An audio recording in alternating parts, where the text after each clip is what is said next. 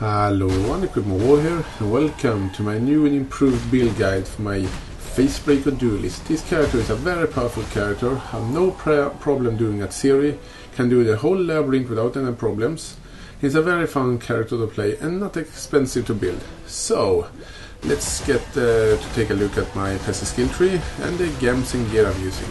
And as always, if you have any questions about the build, feel free to ask me in the comments. So let's take a look at my passive skill tree, my Ascendancy skill tree, and the gear and gems I'm using. If you have any questions about the build, feel free to ask me in the comments. So let's get started.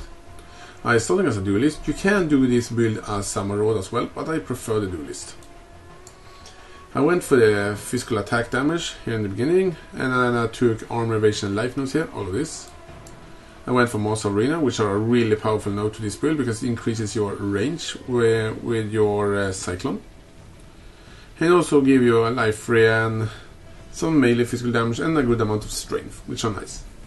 I have Bravery and I have Art of Gladiator, mainly for the attack speed, ignore all movement penalties from armor, and the dexterity. I have Defiance, really powerful defensive and offensive nodes when you're using shields. I have all these nice shield damage nodes. I went down here, I took Martial Authority or whatever it's called, I can't pronounce it, I'm sorry. But I took this Yule circuit, so I can use this Yule here, and it increases your air effect when you're using when you are unarmed, which you are. I have Golem's Blood, and I went down here to take Retaliation and Torso. Retaliation is the offensive part, which gives you a huge amount of damage when you're holding a shield. And Torso is a really protective node, which gives you a good amount of block chance. Even give you some mana when you block, which I don't really need in this build. And I have increased block recovery as well, which are pretty nice. And I have Cloak and Chain and Iron Reflexes. Iron Reflexes is a little bit optional. If you don't have a lot of evasion gear on your build, you don't need to take this one. But if you have dual evasion gear or you have flat out evasion gear on you, it's a really good node. But if you don't have it, you can just drop those two nodes and have them something else like life or more damage. Moving on, I went up here. If you want, you can go up here first to take another Yule socket to get to use Warlord's Reach, which are a quest reward you can get in Cruel, I think. And I have Berserking, and I also, as I said, I have all of these life nodes here. You can take Path of the Warrior if you want. It's a quite nice node. Moving on.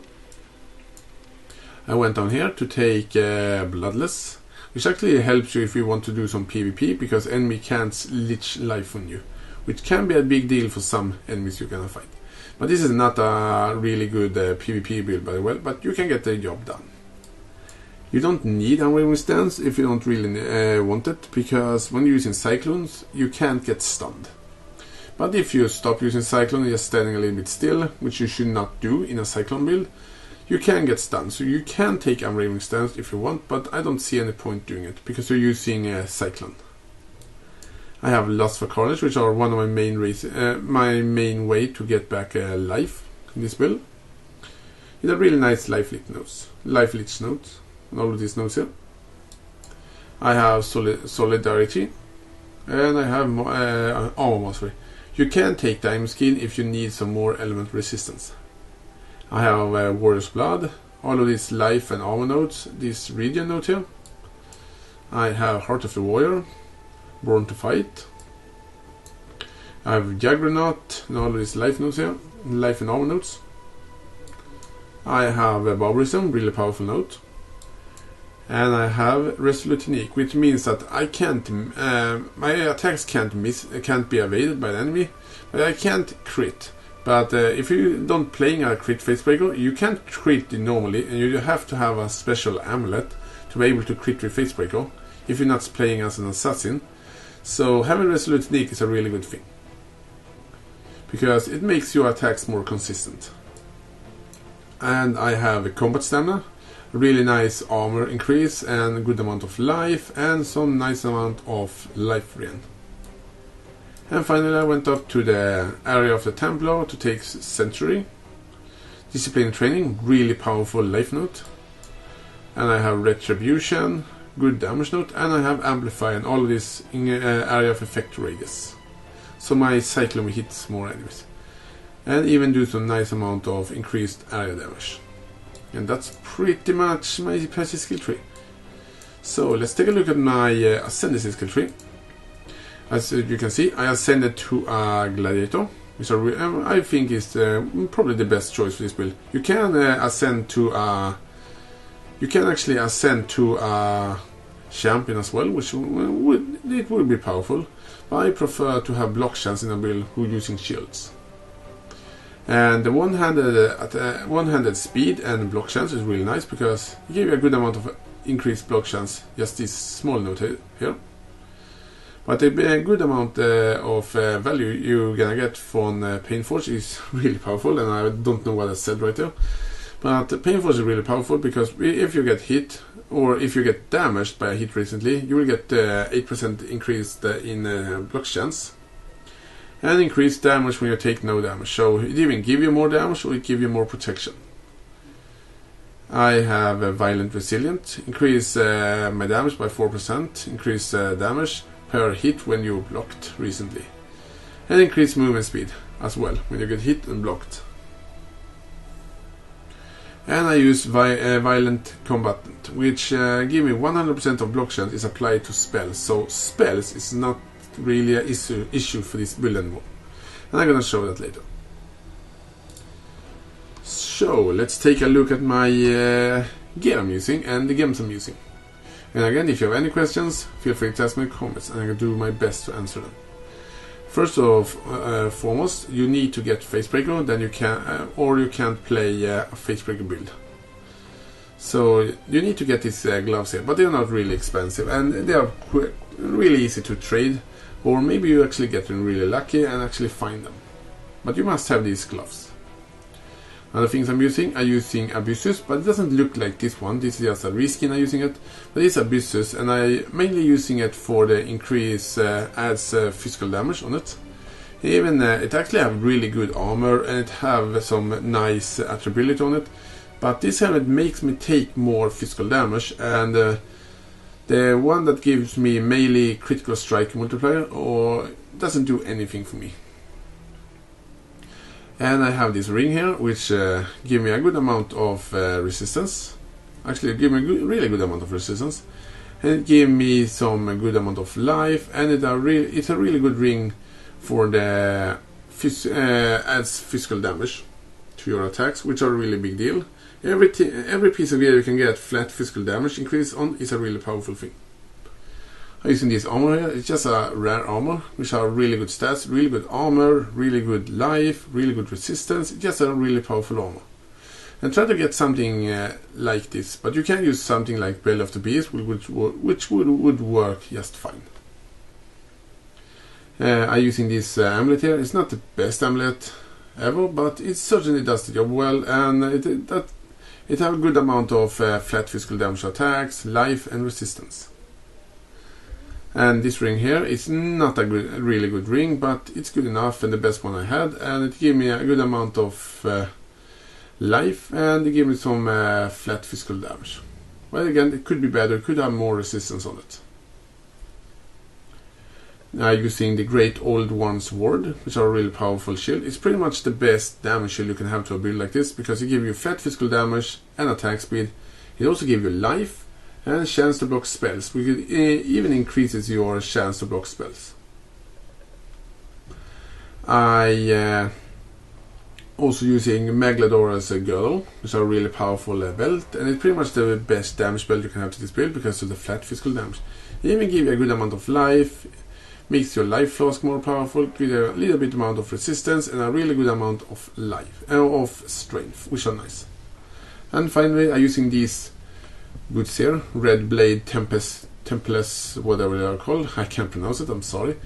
Which are the only boots I know about which can have adds physical damage to attacks. It even makes you immune to burning ground, and it gives a pretty decent amount of movement speed and fire resist, and a good amount of armor. But you don't have to have these boots, you can just use the rare boots, which have preferably movement speed on them, and life and resistance. And that's pretty much my guess. So let's take a look at my gems I'm using. I'm gonna start with my most important thing, and I'm gonna try to be as clear as possible for the gems I'm using. I'm using a Cyclone because I'm a Cyclone Facebreaker, which are a really powerful, really powerful skill. It works just fine against single target and as multi-target. It's just a really powerful melee skill. But it is really mana hungry. And it is supported by melee physical damage, which are a must-have to Cyclone. So I'm really recommending having melee physical damage, but you can get it through a quest reward, and you can get this one as a quest reward as well. I'm using Fortify for increased survivability, and even give a good amount of physical damage. I have added fire damage, which are again really powerful support gem. And I'm using Blood Magic. And now I need to be really clarify one thing here. You can see here I have all my mana reserved in auras. I don't have any mana, but I can still use my attack. How is this? It is because I'm using Blood Magic. This is a support gem that makes that you don't use your mana anymore, you use your life instead. And because I have so much life regen and so much life, that makes absolutely no difference when I use attack. You can see I can do this the whole day and I will never run out of life, ever. So that's the reason. And Blood Magic, as I said, makes that you don't need any mana anymore. So I can reserve all my mana in auras and mana reserves instead. And there are some other setups I have. I mentioned I'm using these auras here, and I just need to find those auras.